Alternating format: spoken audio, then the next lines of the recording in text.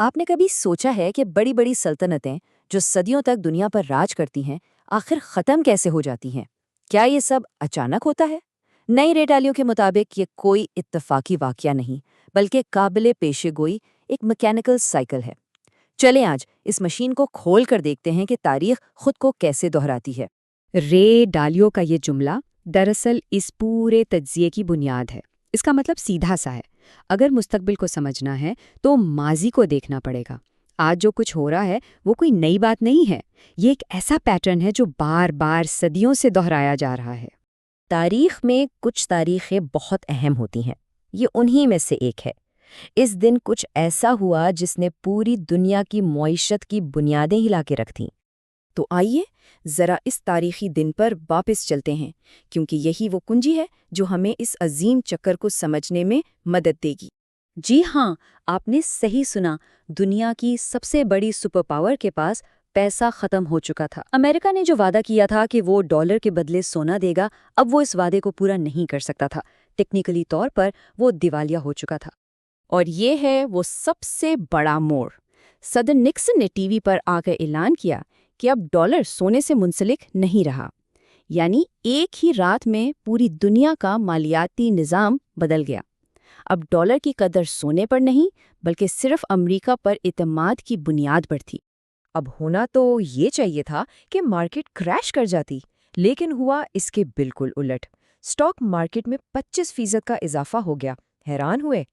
اس کی وجہ یہ تھی کہ ڈالر کا سونے سے تعلق تو ختم ہو گیا، لیکن اس کی جگہ ایک لامحدود پرنٹنگ پریس نے لے لی۔ اب حکومت جب چاہے جتنا چاہے پیسہ چھاپ سکتی تھی۔ یہ سمجھنا بہت ضروری ہے کہ 1971 کا یہ واقعہ کوئی الگ تھلگ مسئلہ نہیں تھا، بلکہ یہ ایک بہت بڑے تاریخی پیٹرن کا حصہ تھا، ایک ایسا چکر جو پچھلے 500 سال سے چل رہا ہے۔ یہ اس عظیم چکر کی ایک بہت اہم نشانی تھی۔ تو سوال یہ ہے کہ ہم کسی بھی سلطنت کی صحت اور طاقت کو کیسے ناپتے ہیں؟ صرف اندازوں سے نہیں بلکہ ٹھوس پیمانوں سے۔ آئیے ان 8 میٹرکس کو دیکھتے ہیں جو کسی بھی سلطنت کی اصل طاقت اور کمزوری کو ظاہر کرتے ہیں۔ یہ 8 چیزیں کسی بھی سلطنت کا ڈیش بورڈ ہے۔ سب کچھ تعلیم سے شروع ہوتا ہے جو جدت کو جنم دیتی ہے۔ جدت سے آپ عالمی منڈی میں مقابلہ کرتے ہیں، جس سے تجارت اور معیشت بڑھتی ہے۔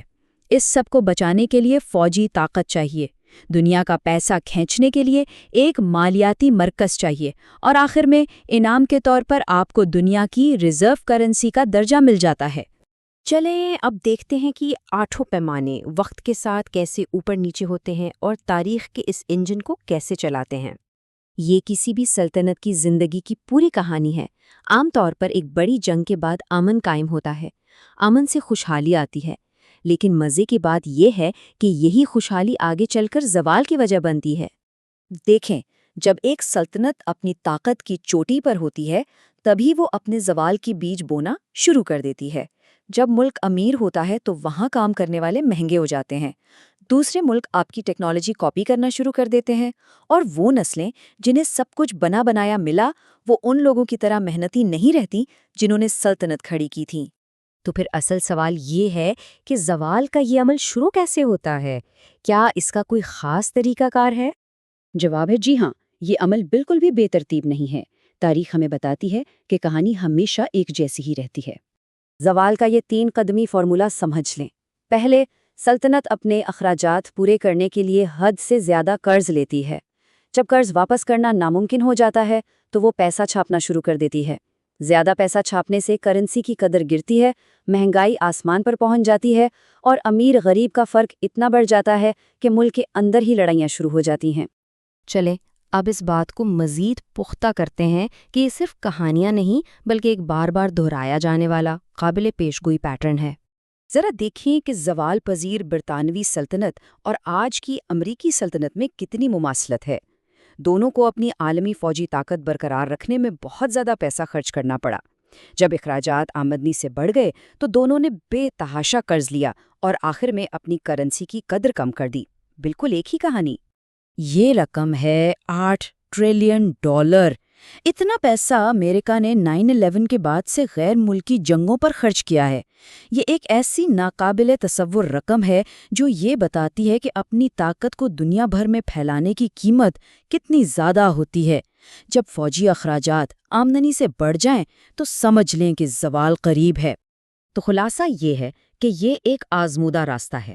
عظیم ڈچ سلطنت اسی راستے پر چلی، پھر طاقتور برطانوی سلطنت، اور اب تمام اشارے یہی بتا رہے ہیں کہ امریکی سلطنت بھی اسی قابل پیشگوئی راستے پر چل رہی ہے۔ آخر میں اس ساری گفتگو کا مقصد مستقبل کی پیشنگوئی کرنا نہیں بلکہ تیاری کرنا ہے۔ تاریخ ہمیں چیخ چیخ کر بتا رہی ہے کہ تبدیلی آ کر رہے گی۔ اصل سوال یہ نہیں ہے کہ یہ سائیکل کب بدلے گا، بلکہ یہ ہے کہ جب یہ بدلے گا تو کیا ہم اس کے لیے تیار ہوں گے؟